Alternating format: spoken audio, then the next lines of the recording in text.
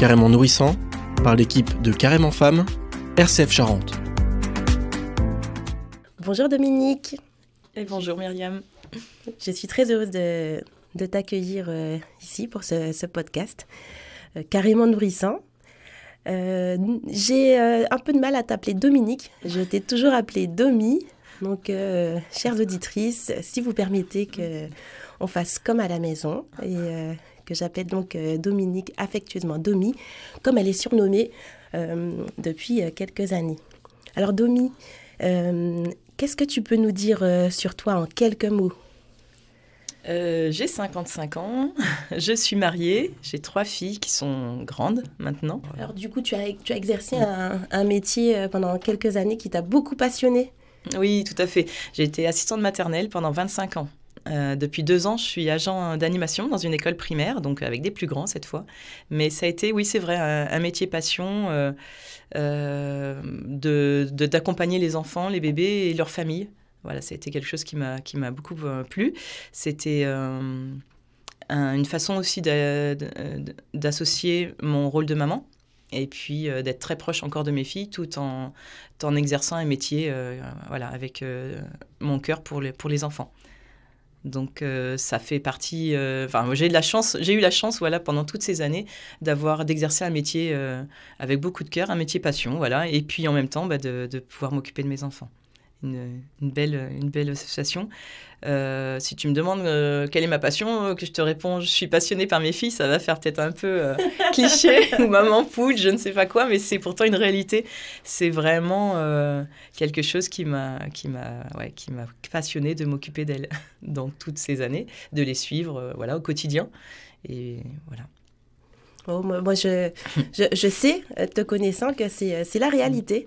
Et tu es passionnée par tes filles, mais pas seulement par tes filles. Je t'ai aussi vue à l'église, passionnée par les enfants aussi, dont tu t'occupes et tu t'es occupée pendant des années à l'église. Oui, c'était... La vie a fait que je me suis mariée jeune. J'ai fait des choix différents peut-être que ce que j'avais prévu au départ. J'ai fait des études de psychologie. Et je me voyais éducatrice spécialisée. La rencontre jeune voilà, de mon mari et puis nos projets et le fait justement d'être maman très tôt a fait que ça s'est passé différemment. Mais dans tout cela, il n'y a absolument aucun regret. Non seulement, en effet, cette vocation auprès des enfants a pu s'exercer dans ma propre famille, auprès de mes filles, mais aussi... dans l'église, en effet. Et ça a été aussi quelque chose de précieux, de communiquer la foi et l'amour, tout simplement, la joie, à des enfants d'âges différents, de maternelle jusqu'au primaire. Oui, et je t'ai vu communiquer cette passion, cette flamme pour les enfants avec les miens. Alors, Domi, tu es protestante évangélique. Est-ce que tu peux nous raconter à moi, me redire à moi et raconter à nos auditrices qui sont certainement confortablement installées sur leur canapé ou dans leur voiture. Est-ce que tu peux nous dire quand Dieu est apparu dans ta vie ? Oui, c'est ce qui m'a interpellée dans la demande que tu m'as faite, c'est est-ce que tu veux parler de ta foi ? Donc bien sûr, j'ai dit oui tout de suite. Après, je vais essayer d'être concise en fait, parce que ça peut remonter jusqu'à mon enfance, ça remonte même jusqu'à mon enfance, cette rencontre avec Dieu. Mon parcours d'enfant, j'ai perdu mon papa, j'avais 2 ans et demi et mon frère 1 an et demi. Il est mort de maladie, des choses difficiles qui arrivent. Ma maman, donc, suite à ce drame, a vécu une autre épreuve personnelle qui l'a plongée dans une grave dépression quelques années plus tard. Et là, quand elle a cherché des solutions pour répondre à ce problème, à cette difficulté dont elle n'arrivait pas à sortir, pour trouver des solutions, elle s'est tournée au départ vers un guérisseur. En cherchant, c'est ce qui lui est venu au départ. Ce monsieur lui a dit, écoutez, madame, je vais prier pour vous, je vais faire des prières, plus exactement. Je vais faire des prières pour vous, je vais faire des prières pour vos enfants. Et là, à ce moment-là, dans sa tête, il y a eu comme un déclic. Et elle s'est souvenue, ça lui a rappelé en fait le témoignage et la foi qu'elle avait vu vivre de sa belle-sœur, qui était très croyante et protestante là, à ce moment-là aussi. Et donc en se tournant vers sa belle-sœur à nouveau, pour chercher, par rapport à ce rappel de la prière, cette notion de prière, elle a demandé des coordonnées d'une église près de chez elle, près de chez nous, donc à ma tante, donc, qui lui a donné ça, bien sûr, avec grand plaisir. Et nous, on y est allés. Moi, j'avais une petite dizaine d'années à ce moment-là, et mon frère, bon, voilà, juste un an de moins. On a suivi maman dans cette église, en étant déjà, et ça peut paraître bizarre ou étonnant, mais en étant déjà convaincus, tous les trois, que ça changerait nos vies, ou en tout cas que ça allait changer quelque chose dans nos vies. Et on ne s'est pas trompé. Ça a changé la vie de ma maman. Elle a découvert la paix en Dieu et elle a trouvé l'amour de Dieu dans sa vie. Ça l'a guérie de toutes ses blessures, de sa dépression.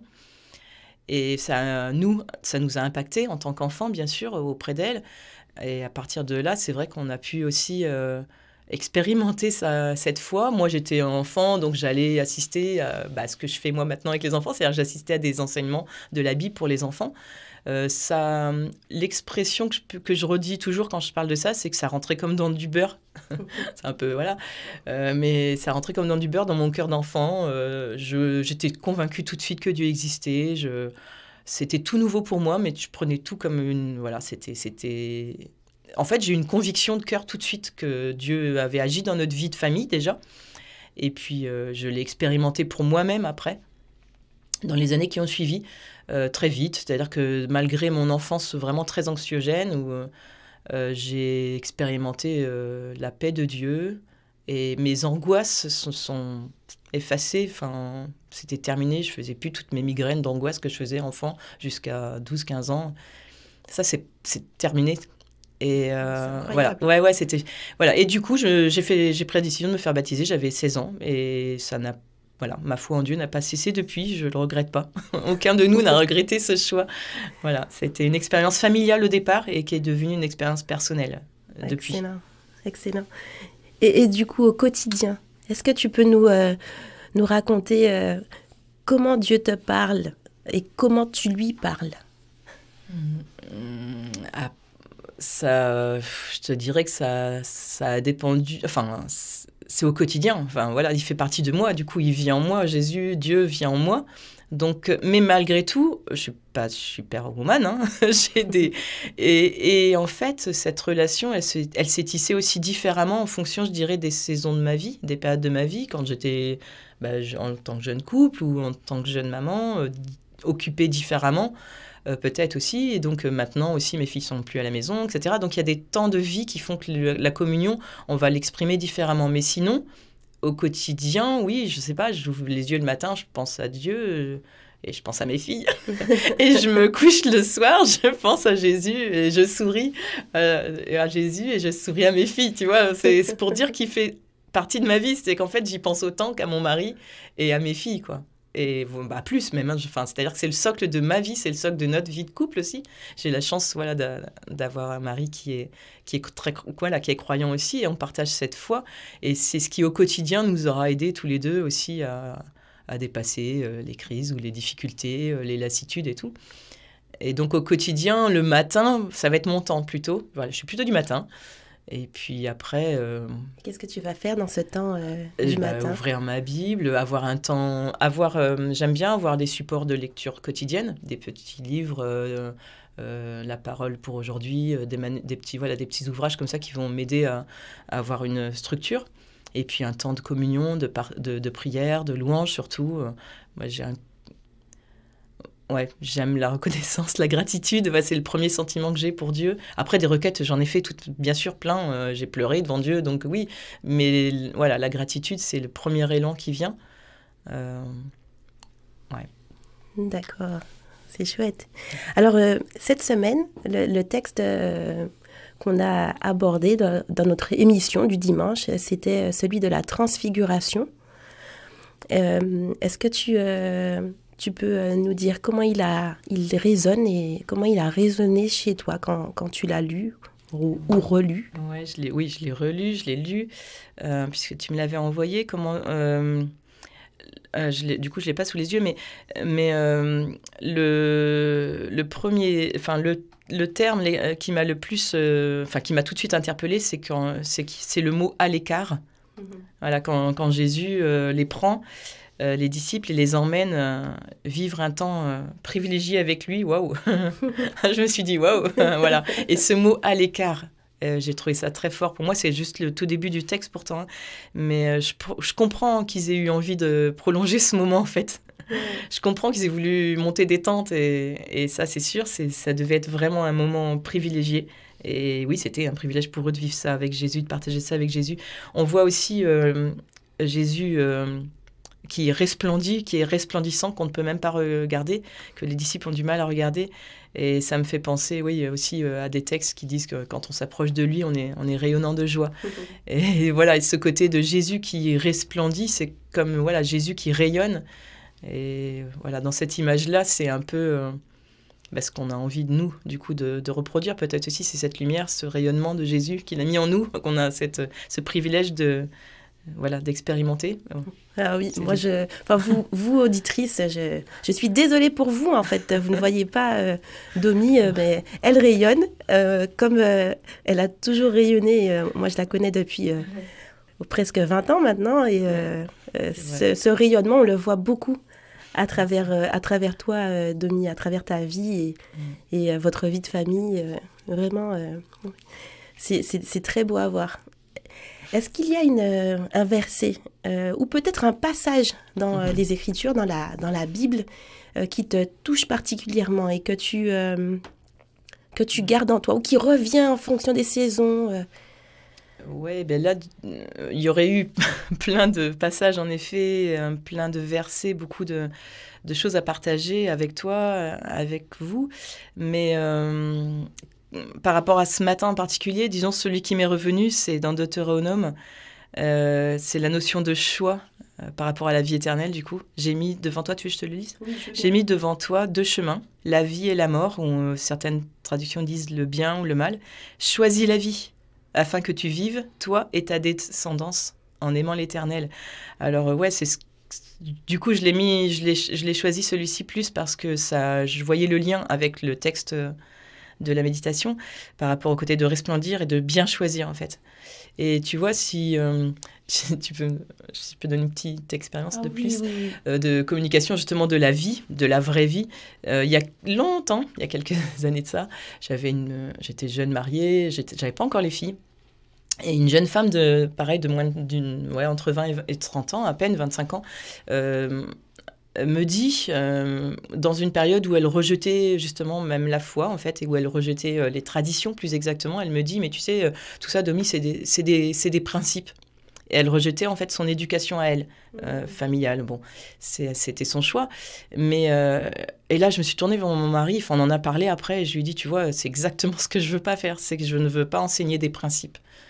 Et je ne veux pas transmettre ni à mes filles, ni aux gens à qui j'ai envie de partager ma foi. Je ne veux pas transmettre des principes parce que ça, en effet, c'est la mort. En fait, c'est pas la vie.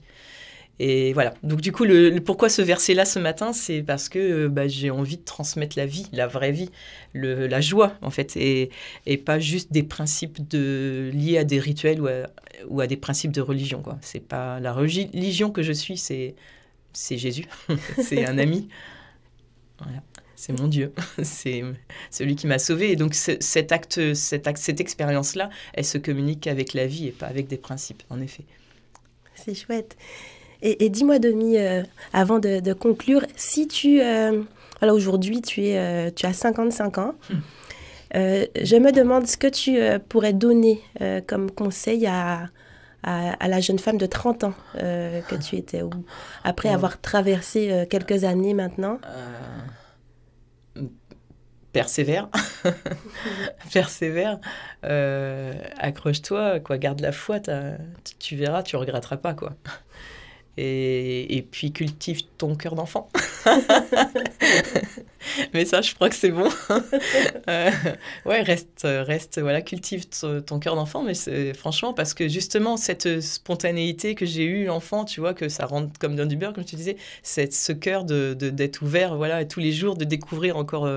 Donc dans la vie en général, mais dans ma foi et dans ma communion avec Dieu aussi en particulier, de garder un cœur d'enfant et d'être voilà, ce qui permet d'être détendu devant toi ce matin un peu. Alors, merci beaucoup Domi, pour ces temps partagés, de nous avoir donné un petit bout, un tout petit bout de ta vie avec le Christ et de l'impact qu'il a eu sur toi et sur celle de ta descendance. C'est ça. Merci en tout cas à vous pour votre écoute. Nous sommes vraiment heureuses d'avoir pu entendre ce merveilleux témoignage de Dominique. Nous vous retrouvons sur carémenfemme.com. Il est encore temps de vous inscrire. Vous pouvez le faire à n'importe quel moment de ce temps de carême. Nous vous donnons donc rendez-vous dimanche pour l'émission Carrément profonde. Vous aurez ensuite le jeudi, la visio. Ce sera un temps de prière. Et pour terminer, le vendredi prochain, vous aurez donc un autre podcast, un témoignage d'une femme inspirante qui nous dira ce que le Seigneur fait dans sa vie au quotidien. Merci encore.